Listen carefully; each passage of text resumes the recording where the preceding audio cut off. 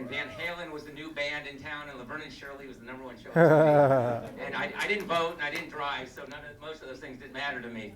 But I loved movies, and it was a golden year for movies, in a golden decade for movies. The best picture, as far as the Oscars were concerned that year, was an incredible anti-war film, The Deer Hunter. But that was only one of 5 great films that were nominated. Midnight Express came out that year. Warren Beatty and Heaven Can Wait, Unmarried Women, Paul Mazursky's genius movie on divorce, and another anti-war Vietnam movie, Coming Home, which won the actor Oscars for Jane Fonda. And those were the 5 movies, and the amazing thing was, they were all movies in theaters. They were all super successful box office-wise, but they were also incredibly well received. So it can work. It doesn't have to be either a stream, or it doesn't have to, those were in movies. People found that as entertainment, because even if they were heavy subjects, they were fun heavy with big movie stars, and they were told in a fun way. But that wasn't just the beginning of the movies that year. Grease was the biggest movie of the year. That was the year of Superman, Animal House, the original Halloween. Neil Simon, who we just saw here, who's still the greatest dialogue writer of my life. He had 2 movies in theaters that year. California Suite, which won Maggie Smith an Oscar, and Goodbye Girl, which held over from the year before, and which was nominated for 5 years, and that was Richard Dreyfuss's best actor of the year. So, and out of all those comedies, Woody Allen, after 10 great years in a row with 10 great comedies, made his first drama this year. This was the year of Interiors. But the impressive thing this year was, because literally, maybe we get 2 to 3 good comedies a year, but Paramount Pictures in the summer of '78, in a 4-week span, put out Grease, Heaven Can Wait, and Foul Play. And all 3 lit up the box office. And they were all romantic comedies of sort, a musical romantic comedy, a straight romantic comedy, and Foul Play, which was a comedy thriller, romantic comedy thriller. Foul Play was directed by Colin Higgins, who was born in France, to an American father and an Australian mother. He was a brilliant, learned guy. At UCLA, he directed his thesis film. It was a 12-minute story it's 12-minute short about a young guy who's obsessed with death and always constantly faked his own suicide. And of course, that became Harold and Maude, which became really the cult classic of all time. It also ran as a play in Paris for 7 years. He then went on to do Silver Streak with Gene Wilder. Then he wrote and directed Foul Play. He then co-wrote and directed 9 to 5, then Best Little House in Texas. All smash hits, and all of them acclaimed. And then unfortunately, Colin was diagnosed with AIDS in the 80s, and in his 40s he died. So he left everyone way too soon. And I had the great, great fortune to meet him when I was in high school, and as a young, aspiring comedy writer. It was a dream. The way he got discovered after Harold and Maude, the biggest producers in town were 2 guys named Miller Milkus, Tom Miller and Ed Milkus.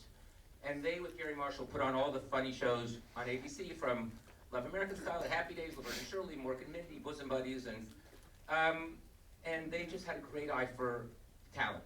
In front of the camera and behind it. In front of the camera, they discovered the Fonz. They discovered Tom Hanks.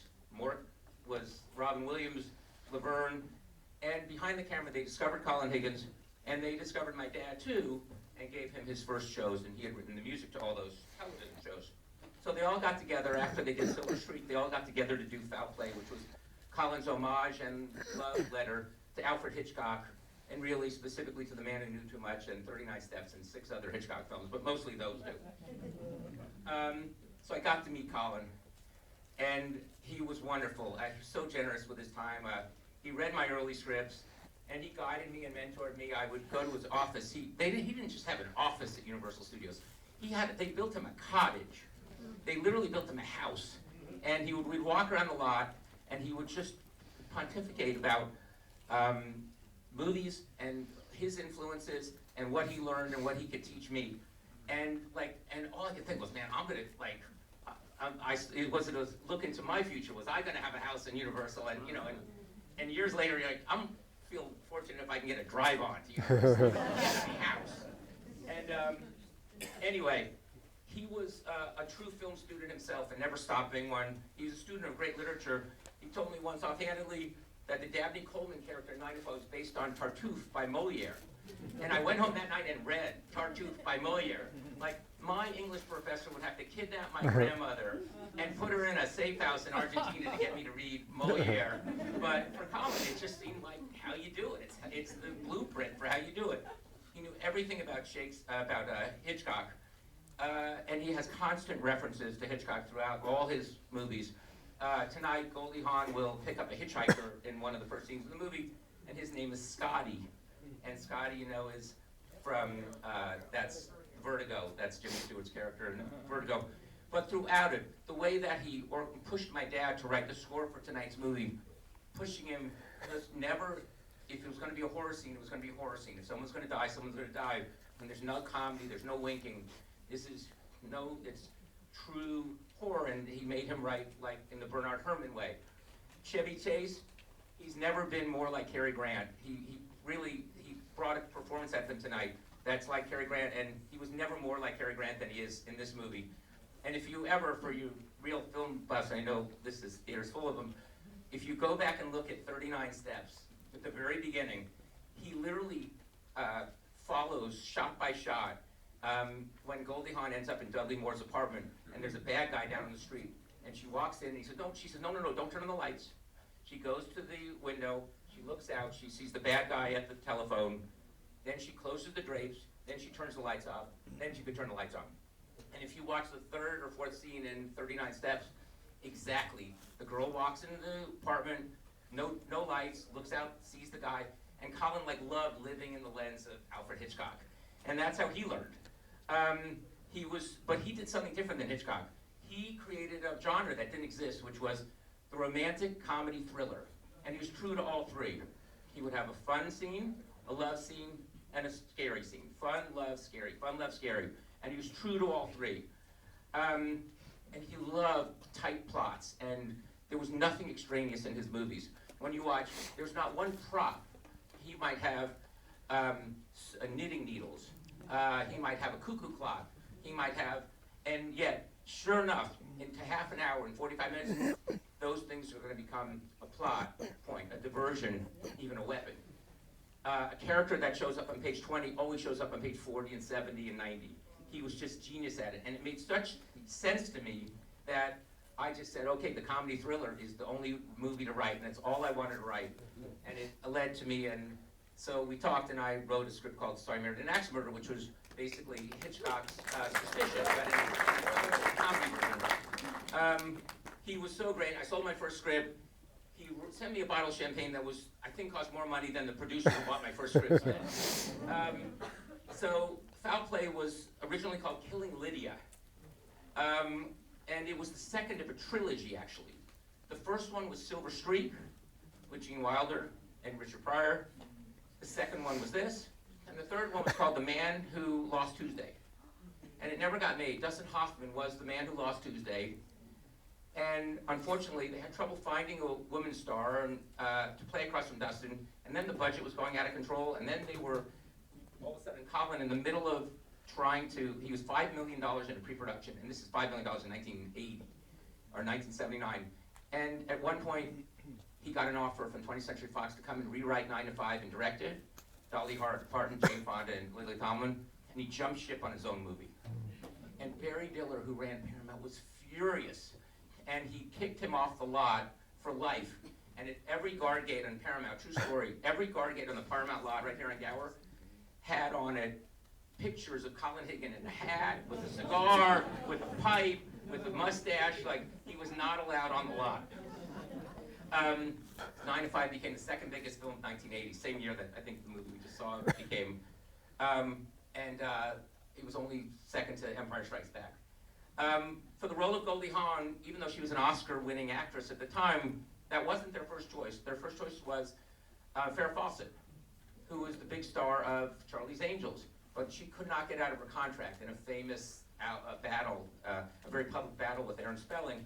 So they chose Goldie Hawn, and when you see her, you'll thank God that Farrah Fawcett was in a lawsuit, because she's amazing. Chevy Chase was just finished one season of Saturday Night Live, and he jumped ship, and he's just fantastic in this movie. For Stanley Tibbetts, the lovable pervert, which we'll see how well that ages exactly. You know, it's 47 years. But Colin wanted Tim Conway. Tim Conway was a 9-time Emmy-winning comic from the Carol Burnett Show. But Tim was Irish Catholic and did a lot of Disney movies and had 6 kids, and he just didn't want to be a pervert on screen in any way. So they went to Dudley Moore, who was obviously going to say yes, except Dudley said no. And they couldn't understand, and Colin said, Dudley, it makes no sense. This movie is magic for you. This is the role you've been waiting for. And he confided in Colin, because Colin was a very sweet, empathetic guy. And Dudley had a deformity on his foot that he was very self-conscious of. And he didn't want to be humiliated on screen, and he knew he had to be in his underwear in the movie, and he didn't want to be humiliated early in his career. Not that it's good to be humiliated late in your career either, but he didn't want to, and Colin gave him his word, no one will know what your feet look like from this movie. And he did it, and his career took off as a result. The score, which my dad did, I attended all these scores right here on Stage M at the Paramount Lodge. And something that made a tremendous impression on me was a big orchestra, 65, 70 pieces, a lot of strings.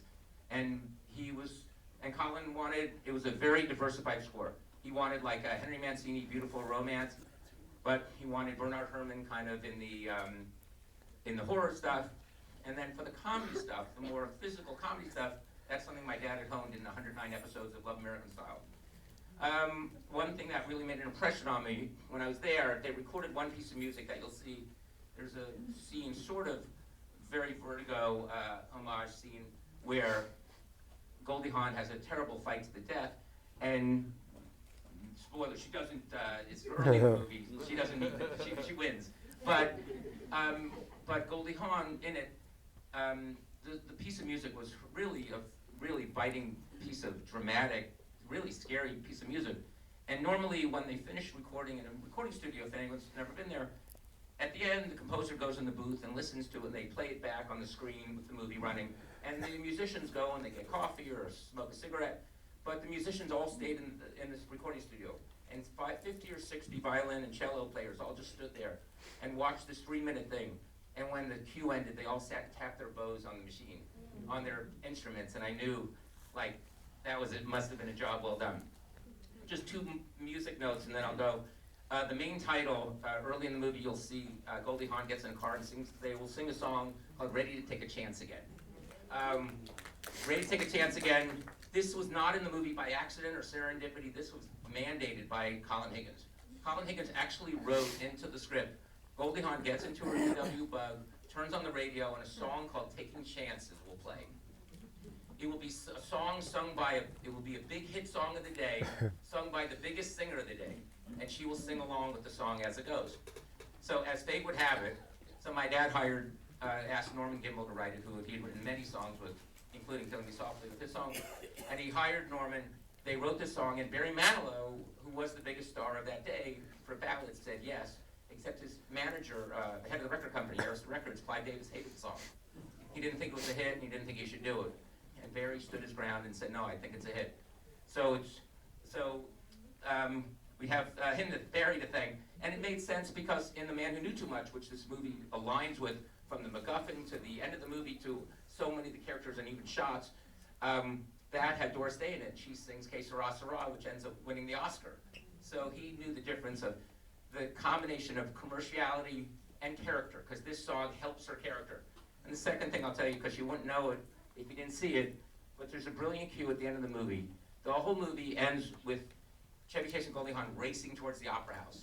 And the opera that's playing is the Mikado, which is the Gilbert Sullivan opera that takes place in 1880 in Japan. The movie takes place in 1977 in San Francisco. And Colin and my dad had an idea to make the final segment of the movie, the 6-minute segment, one continuous piece of music. So rather than have a piece of music for the chase and the Mikado music, which they're locked into, my dad made a piece of music that the music would play, the chase music would play as 1970s kind of disco-infused music, and on the last note of that cue would become the first note of the Mikado.